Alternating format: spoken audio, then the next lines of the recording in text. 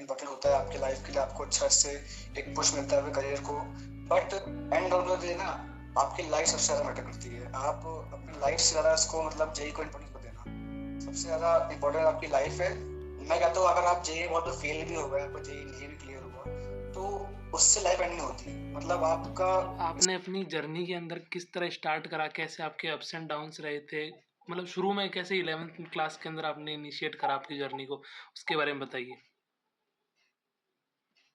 Thank you बुलाने के लिए मुझे। और अगर मैं आपको थोड़ी अपनी स्टोरी के बारे में बताऊँ तो मुझे जेई के बारे में फर्स्ट टाइम मालूम पड़ा 10th क्लास में, क्योंकि जब मैं ऐसे ही हम लोग 10th में भी थोड़ा टाइम पास करते थे, मैं कोचिंग जाया करता था ऐसे ही, तो वहाँ पर मुझे फर्स्ट टाइम जेई के मालूम पड़ा कि जेई होता क्या है जेई में। तो भैया लोग करते थे कोई कोचिंग में जाके, तो मुझे पता ही नहीं जेई होता क्या है। जी तो जी। वहां से मुझे जेई के बारे में मालूम पड़ा कि यार जेई आखिर होता क्या है, बच्चे 11th में जाके इसकी तैयारी करते हैं। मैं सोचा कि यार इसके होता क्या है, मैंने पूछा सर लोग से, पूछा जेई क्या होता है, तो सर लोग ने बताया कि जेई में बेटा आप कॉलेज में देख सकते हैं, आईआईटी में। तो थोड़ा उसके बारे में सोचा मैंने कि यार बढ़िया चीज है यार, करना चाहिए। देखा मैंने कि क्या क्या कोचिंग जा रहे हैं, कौन कौन सी कोचिंग जाया करते हैं। तो जैसे ही मेरा एक बड़ा भाई भी था जो कि ऑलरेडी 12th क्लास में था, जब मैं 10th में था, तो वो जेई की तैयारी कर रहा था उस समय। बट उससे मैं थोड़ा पूछा भाई भाई की क्या है, जेई क्या होता है, मुझे करना चाहिए कि नहीं करना चाहिए। तो उसने कहा yes you should try. 11th में जैसे जैसे मैं 10th बोर्ड्स खत्म हुआ, थोड़ा मैं 10th स्टार्ट कर दिया था मैंने। जैसे होते नहीं 11th के टॉपिक्स होते थे छोटे मोटे, हम्म। मैथमेटिक्स जैसे होते थे और न्यूटन टाइप टॉपिक्स, वो सब थोड़ा थोड़ा मैं करने लगा था, और थोड़ा थोड़ा इंटरेस्ट भी आने लगा था कि यार मजा आ रहा है। हाँ, बट क्या शुरू पता के था अंदर आगे, अब ये nth। होता ना कि आगे कितने, हाँ आगे कितने टफ टॉपिक आना शुरू होंगे, बट स्टार्टिंग में इजी टॉपिक्स होते हैं, तो उनको देख के थोड़ा मुझे लगा चलो ठीक है करते हैं बढ़िया। तो आपको तो nth 9th आया 10th होगा के, उस टाइम से। हाँ तो 10th के एंड आते आते मेरा 10th जब हुआ, तो मैंने थोड़े बहुत टॉपिक्स 11th के ऑलरेडी कर रखे थे। फिर मैं सोचा कि यार अब तो करना ही है यार, तो मजा आ रहा है। बस 11th में आते मैंने पीडब्ल्यू का भाई ने कमेंट किया था कि यार ये अच्छा पढ़ा रहे हैं। उस समय आई थिंक पीडब्ल्यू का ऑनलाइन बूम में भी था।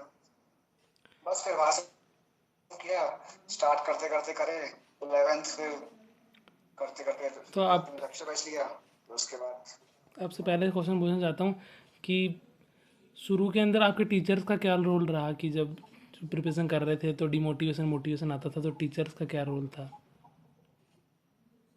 देखो यार, मुझे जब तक याद है मेरे 11th के टाइम सबसे फेवरेट सर जो मेरे थे वो राजवन सर थे। आपको तो पता ही होगा राजवन सर के बारे में, हाँ, फिर राजवन आपने सर को। तो अपन अब यार सबके पता है फेवरेट ही दिक्कत है। ये है कि 11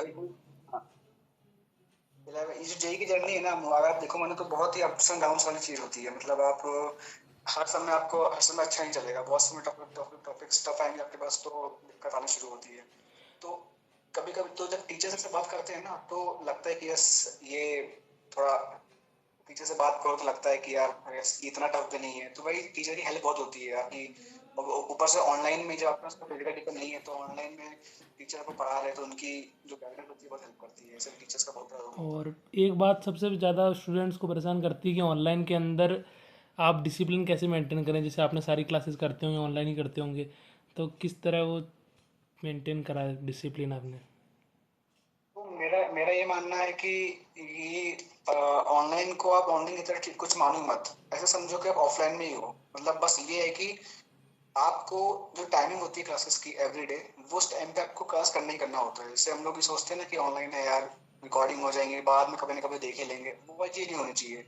आपको ये शेड्यूल बना लेना चाहिए कि यार अगर फॉर एग्जाम्पल अगर 4 से 9 का टाइमिंग है क्लासेस का, तो समझ लेना चाहिए कि मुझे इस टाइम से कुछ भी आ जाए, मुझे बैठना ही बैठना है, चाहे कुछ भी हो जाए। तो ये चीज अगर आप सोचोगे कि यार ऑनलाइन है तो क्या हुआ, नहीं, आपको उसको एज ऑफलाइन ट्रीट करना है कि यार मैं 4 से 9 बैठूंगा ही बैठूंगा, तब जाके थोड़ा सा वो रेगुलरली करते तो बनता है।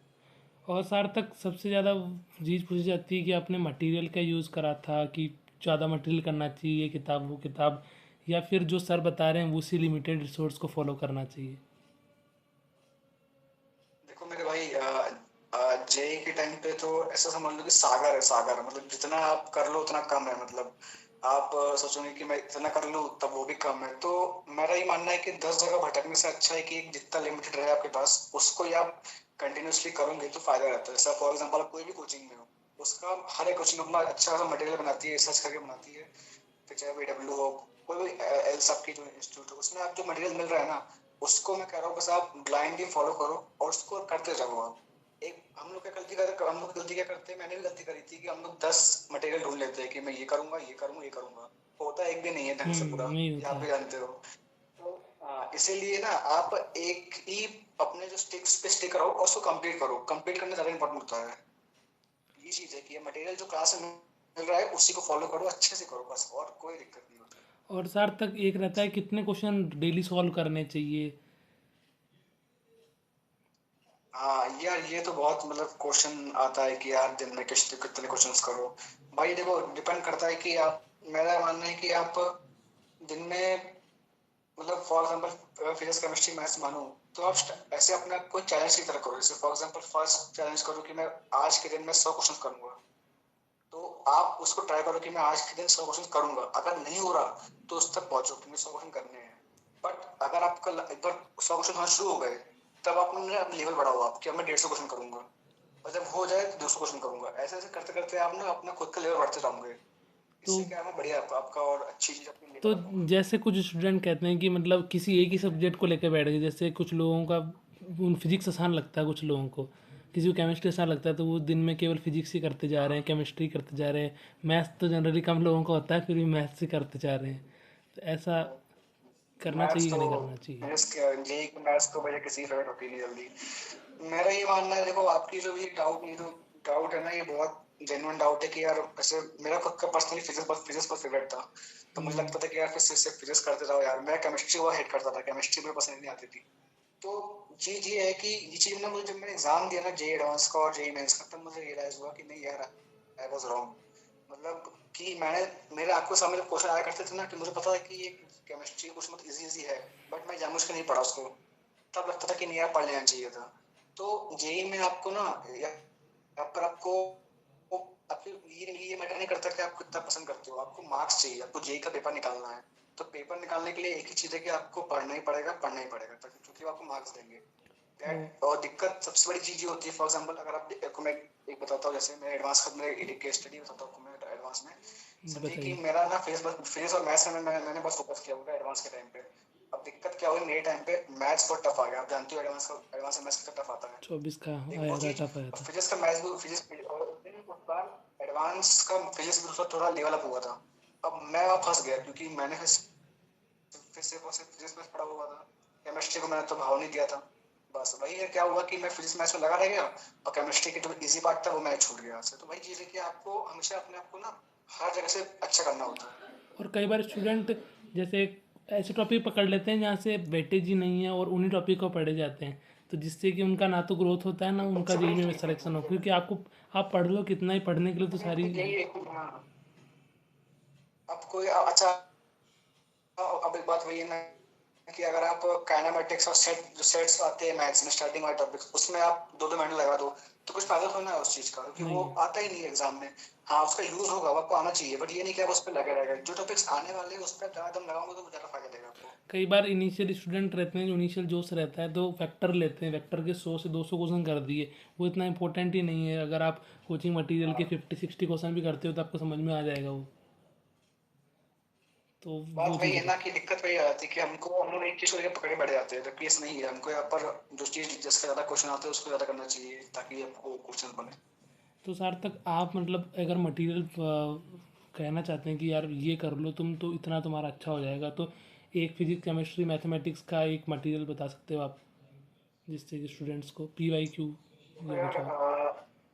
मैंने जैसे पहले बोला कि सागर है, सागर जितना करो उतना कम है। बट यस, अगर मैं कोई स्पेसिफिक थोड़ा बोलना चाहूँ, तो सबसे पहले तो मैं यही कहूंगा, फिजिक्स केमिस्ट्री मैथ्स में कोई भी कोचिंग में हो, सबसे फर्स्ट प्रायोरिटी जो अपनी कोचिंग का जो आपका मटेरियल है, पहले वो तो करो आप, पहले वो करो आप। हम्म। उसके बियॉन्ड पहले मत जाओ आप, पहले वो करो। हाँ, अगर आपको आपका एक बार वो हो रहा है, आपका जो आपको DBPs मिलती है और जो होमवर्क मिलता है क्लास में मिलता है और असाइनमेंट है, वो हो रही है आपकी बढ़िया, उसके बाद अब आप अगर सोचो तो फॉर एग्जांपल जैसे डिफरेंट डिफरेंट बुक्स होती है। जैसे फॉर एग्जांपल मैथ्स में अगर मुझे याद आ रहा है, मैथ्स में सिंगेज हो गया, सिंगेज थोड़ा आप ट्राई कर सकते हो, आप थोड़ा लेवल अप करना है तो। फिजिक्स में एच सी वर्मा से अच्छी बुक मुझे आज तक कोई लगी नहीं कि फिजिक्स में एच सी वर्मा से कोई अच्छी किताब आपको अगर दिख जाए आज। केमिस्ट्री फिजिक्स अपनी केमिस्ट्री में बहुत सी किताबें आती है, वो आप कर सकते हो, सिंगेज की कर सकते हो केमिस्ट्री में भी। But end of the day मैं एक चीज बोलूंगा सबसे पहले कि जो आपका क्लास का मटेरियल है पहले उसको अच्छे से करो, क्योंकि हम लोग वही करते हैं, हम लोग 10 तो बुक उठा के ले आते हैं, फिजिक्स केमिस्ट्री बस होती एक भी नहीं है। सबसे पहले आप अपने आप मटेरियल करो, उसके बाद हाँ उसके बाद मटेरियल करो, कोई दिक्कत नहीं है। बस यही मेरा चीज रहेगा, एडवाइस मैं यही करना चाहिए और हमें। और क्वेश्चन पूछना चाहता हूँ कि एक डिस्ट्रैक्शन कैसे मैनेज करते थे? डिस्ट्रैक्शन हो जाता होगा कई बार फ्रेंड्स का, सोशल मीडिया वगैरह, और कंपैरिजन कहीं ना कहीं। देखो मेरा ये मानना है, देखो अभी हाँ आज सुबह ही मैं आपकी रील देख रहा था डिस्ट्रैक्शन वाली। मुझे आपको अगर आपको याद हो, उसमें मुझे आपकी बात बहुत अच्छी लगी कि डिस्ट्रैक्शन अगर जेई एक्सपेरिमेंट को हो रहा है तो उसको हटा दो सीधा। मतलब ये नहीं कि मैं उसको भी मैनेज कर लूंगा, इसको मैनेज कर लूंगा, यहाँ पर ये मैनेज वाली चीज नहीं है। अगर आप फॉर एग्जाम्पल सोशल मीडिया का डिस्ट्रैक्शन है तो मेरे मानना तो सबसे पहली बात तो 11th-12th में सोशल मीडिया में आपको एक्टिव रहना ही चाहिए। साफ सी बात, 11th-12th के बच्चों के लिए जैसे सोशल मीडिया है ही नहीं। अगर आपके जी। फोन में इंस्टाग्राम है तो आप भूल जाओ कि देख सकना आप जेई बहुत क्रैक कर पाओगे, आप सीधा हटाओ उसको, कोई कोई उसकी जरूरत नहीं है। मतलब आज इवन तो बस हम वही है कॉलेज में भी हैं तो भी कहीं ना कहीं इंस्टाग्राम से दूरी बना के रहते हैं, क्योंकि जब काम करना होता है तभी है, क्योंकि ये चीज़ें बस आपको वही है। और मेरा ही मानना है, हाँ सही बात है। श्रिंक कर सकती है पूरा, मतलब आपके करियर को, तो वो चीज़ तो पूरा हटा ही देना चाहिए। बात वही है ना, क्योंकि पता है चीज मैंने ये देखी हुई है कि 11th-12th में फॉर एग्जांपल अगर आप सोशल मीडिया में एक्टिव हो, आप सोचते हो कि यार मैं आज सिर्फ 1 घंटा फोन चलाऊंगा, बट कब वो 1 घंटा 5 घंटे में कन्वर्ट हो जाता है, फिर आपको बाद में रिग्रेट होता है कि यार मैंने 5 घंटे वेस्ट कर दिए, तो फिर वो बहुत बहुत ही ज्यादा और पेनफुल होता है। एक वो लूप वाला होता है, आईआईटी का कैंपस का वीडियो देख लिया, एनआईटी कैंपस का वीडियो देख लिया, उस लूप में चलते गए, हम तो आईआईटी में पहुंच गए, आईआईटी में पहुंच गए, तो उस लूप में कई बार फंस जाते हैं बच्चे। तो वो आपके साथ भी होता था या मतलब? मैं खुद अगर इसके बारे में अगर मैं कहूँ ना तो मैंने खुद ने आईआईटी बॉम्बे का स्टार्टिंग वीडियो देखा था कि यार ये आईआईटी बॉम्बे चाहिए, आईआईटी बॉम्बे चाहिए, और मैं इससे बहुत ज्यादा मतलब इंस्पायर था कि आईआईटी बॉम्बे कैंपस ये सब चीजें। बट वही बात है ना कि आप प्रैक्टिकल थोड़ा रहो ज्यादा अच्छा रहेगा, कि आप उस इमेजिनरी लूप से निकलना आपको ज्यादा वो ज्यादा बेटर है आपके लिए। आप किसी भी कैंपस का वीडियो देखो, यस अगर एक बार को सिलेक्शन हो जाए उस कैंपस में तब देखो आपकी यार ये सी कैंपस में मुझे जाना है, ये कैंपस में चाहिए, तो उस टाइप की चीजें। और बट पहले से करने से कुछ फायदा नहीं है। तो सब आप ये कहना चाहते हो कि अपन को जब प्रोसेस में रहें तो प्रोसेस का काम ही करना चाहिए, मतलब जो मेहनत का काम है, जो जेई की बस जर्नी में, बस वो मेहनत ही रिजल्ट के करनी बारे में चाहिए। ज्यादा सोचना नहीं चाहिए, बिल्कुल करेक्ट, एकदम सही बात। और एक रहता है कि अप्रोच कैसे करें क्वेश्चन को, समझ में नहीं आ रहा कैसे करना है, क्लिक ही नहीं हो रहा। 11th में ज़्यादा रहता है ये चीज़, 12th में तो फिर भी समझ जाता है व्यक्ति। तो हाँ इस चीज में मैं एक चीज बता सकता हूँ कि हाँ अगर आपको क्वेश्चन ऐसे बहुत से बार मेरे साथ भी हुआ है मैथ्स में और फिजिक्स में कि क्वेश्चन आ गया सामने और हम सोचते कि यार इसको मैं स्टार्ट कैसे करूँ, मतलब स्टार्ट ही नहीं हो पाता क्वेश्चन की, मैं सोचूं कैसे। तो उस चीज के लिए मैंने थोड़ी बहुत ये टेक्निक मैंने सर से भी पूछी थी और थोड़ा खुद भी देखी थी आजमा के, कि आप सबसे पहले ना क्वेश्चन सॉल्व करने के पीछे मत भागो। पहले आप ना जो कोई क्वेश्चन है तो उसके सॉल्व एग्जांपल देखो कि यार इसको कैसे सॉल्व कर रहे हैं, मतलब उसके सॉल्यूशंस देखो। अब पता है एक चीज अगर मैं नोटिस की है कि लोगों को लगता है कि मैं अगर सॉल्यूशन देख रहा हूँ तो चीटिंग कर रहा हूँ, नहीं, वो स्टार्टिंग के टाइम चीटिंग नहीं होती। स्टार्टिंग के टाइम में आप सीख रहे हो क्वेश्चन सॉल्व कैसे हो रहा है, क्योंकि आपको अभी तक स्टार्ट कर रहे हो। तो आपको जब स्टार्ट कर रहे हो तो आप सॉल्यूशन अगर देख रहे हो तो वो गलत चीज नहीं है, उससे आप सीख ही रहे हो तरह से देखा जाए तो, कि क्वेश्चन सॉल्व कैसे कर रहे हैं, अप्रोच कैसे कर रहे हैं। तो मेरा वही मानना है कि जब भी आपको क्वेश्चन हिट ना करे तो उसका सॉल्यूशन देखो, क्या इसने कैसे हिट, इसने क्वेश्चन सॉल्व कैसे किया, फिर उसको नोट डाउन करो कि यस यहाँ पर उसने ये चीज की, फॉर्मूला लगाया, ये चीज करी। उसके बाद जब उसके रिलेटेड और एक दो क्वेश्चन करोगे तो आपका दिमाग चलना शुरू होगा। तो ये चीज मुझे लगता है कि ये चीज टेक्निक कर सकते हैं। और सार्थक, टेस्ट एनालिसिस कितनी इंपॉर्टेंट है पूरी जर्नी के अंदर? सॉरी समझ पाया। टेस्ट देना और टेस्ट एनालिसिस कितना इंपॉर्टेंट है जेई की जर्नी में? देखो यार इस चीज को अगर मैं समझाऊँ, मतलब टेस्ट एनालिसिस से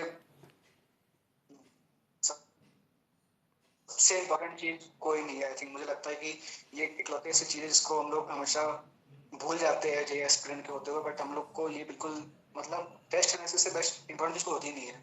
अच्छा इसका मैं मतलब एग्जांपल अगर दूँ, अगर कोई क्रिकेट प्लेयर कोई भी अगर प्लेयर आप ले लो, अगर वो नेट्स पे प्रैक्टिस नहीं करेगा, उसको एनालाइज नहीं करेगा, तो उसे मालूम कैसे पड़ेगा कि मेरी मिस्टेक्स क्या है और मेरी दिक्कत क्या है। डेफिनेटली। ठीक उसी प्रकार आप देखो ना, अगर मैं कुछ चीज पढ़ाई कर रहा हूँ, तो अगर मैं पढ़ाई कर मैंने कुछ टॉपिक पढ़ा, उसका मैं टेस्ट दिया, अब अगर मैं टेस्ट ही ना दूं तो मुझे लगेगा मुझे पूरा आता है, मुझे अच्छे से आ रहा है, बट जब मैं टेस्ट दूंगा तो मुझे मालूम पड़ेगा नहीं यार मेरी टॉपिक थोड़ा वीक है, इसको मैं और इम्प्रूव कर सकता हूँ। तो ये बहुत इंपॉर्टेंट है यार, टेस्ट सबसे इंपॉर्टेंट है।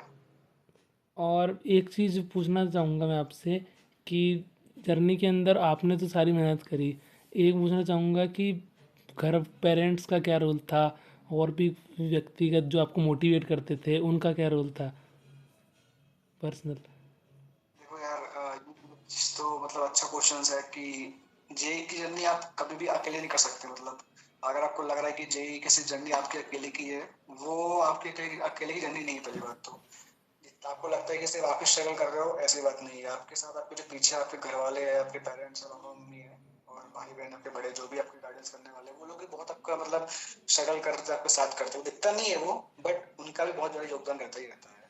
तो वही चीज़ है कि जब एक जब ये एक जी एस्पिरेंट की जर्नी का एक अच्छा आउटपुट आता है, तो उसका फल आपके साथ आपके पेरेंट्स के बहुत ज़्यादा मिलता है। तो वही चीज़ है कि पेरेंट्स की मतलब बहुत ज़्यादा हेल्प होती है, उसके बिना मुझे लगता नहीं कि आप इतना अच्छा कर सकते हो। और जितना सेक्रीफाइस करा आपको लगता है कि वो मेहनत आपको अच्छा लगता है, सेटिस्फाई फील कराता है कि हाँ मैंने अच्छी मेहनत करी, आज मैं पहुंचा हूँ, तो वो मुझे अच्छा फील कराता है, ऐसा आपको लगता है? और बिल्कुल एक करेक्ट है यार, क्योंकि लगता है ना कि यार हमने हमारे साथ उन्होंने मेहनत करी, तो हमको जब अच्छा मिलता तो फिर अच्छा लगता ही है कि यार कुछ ना कुछ तो अच्छा किया स्ट्रगल करके। जस्ट डेफिनेटली एक बस छोटी सी इसी एडवाइस देना चाहते हैं जाने से पहले स्टूडेंट्स को? अगर मैं कोई एडवाइस दूं अगर ऑनगोइंग जे एस्पिरेंट को, तो बस मैं यही बोलूंगा यार कि जेई इम्पोर्टेंट है, मतलब इससे आपका फ्यूचर डिफाइन होता है, बट जेई को ना इतना भी इम्पोर्टेंस मत देना कि आप अपनी लाइफ से ज्यादा आप अपने ज्यादा इसको इम्पोर्टेंस दे दो। मतलब यस, जेई बहुत इंपॉर्टेंट होता है आपकी लाइफ के लिए, आपको अच्छा इससे एक पुश मिलता है करियर को, but end of the day ना आपकी लाइफ सबसे ज्यादा मैटर करती है। आप अपनी लाइफ से ज्यादा इसको मतलब जेई को इम्पोर्टेंस मत देना, सबसे ज्यादा इम्पोर्टेंट आपकी लाइफ है। मैं कहता हूँ अगर आप जेई बहुत फेल भी हो गए, आपको जेई नहीं भी क्लियर हुआ, तो उससे लाइफ एंड नहीं होती। मतलब आपका इसके आगे भी बहुत सारी चीजें कर सकते हो। तो बस वही है कि जेई, जब तक आप जेई के प्रोसेस में हो, इसको पूरा तरह से आप अपना डेफिनेटली 100% दो। बट अगर नहीं होता बाई चांस, तो कोई बड़ी बात नहीं है यार। बहुत से आज के टाइम पे लोग हैं जो जेई के ना करके भी इतने सक्सेसफुल हो गए यार, मतलब तो तुमको जेई करके सक्सेसफुल है। हार नहीं माननी है तुमको, बस वही है कि हार नहीं माननी है किसी भी मोड पे, कि कंटिन्यूसली वही है फाइट करते रहोगे ना आप तो आप चीज़ें अपना सही होगी। हाँ, आप अपना 100% दो। हो गया तो भी अच्छा, नहीं हुआ तो भी अच्छा। बस मेरा मानना यही है बस। Because you don't know the gods plan, because God is above अस बिल्कुल आवर बिल्कुल सही थिंकिंग। बात बोली, गॉड प्लान की क्या पता। आप बहुत से लोग ऐसे होते हैं जिनको भगवान जेई में फेल करा के लाइफ में फेल एकदम सक्सेस दिला देते, तो वो चीज भी होती है ना। हमेशा तो कोई भी आपको चीज़ लेट इसको इट अपनी गो लाइफ से वाला ज्यादा इंपॉर्टेंस नहीं देना। एटीट्यूड होना चाहिए कि तुम एक्सपेक्ट कर रहे हो ये तुमको मिलना चाहिए, पर तुमको नहीं मिला तो मेरा तो एटीट्यूड रहता है भाड़ में जाए, अपन आगे मेहनत करते हैं, ये मिला तो ठीक है भगवान की कृपा है, ठीक है, नहीं मिला भाड़ में जाए, दैट्स इट। बस बस बिल्कुल करेक्ट भाई। मेरा ये भी मानना है कि यार जब तक आप उस प्रोसेस में हो, तो उसको अपना 100% दो। रिजल्ट जो है भगवान के हाथ में है, वो देगा डेफिनेटली। तो भी अच्छा, नहीं देगा तो भी अच्छा। लास्ट। हाँ, कई बार स्टूडेंट मेहनत करते हैं पर उतना उनको अकॉर्डिंग रिजल्ट नहीं मिलता तो वो निराश हो जाते हैं। Correct correct. तो सार्थक इसी के साथ वीडियो एंड करते हैं, अगली बार अपन मिलते हैं। भाई बहुत मजा आया।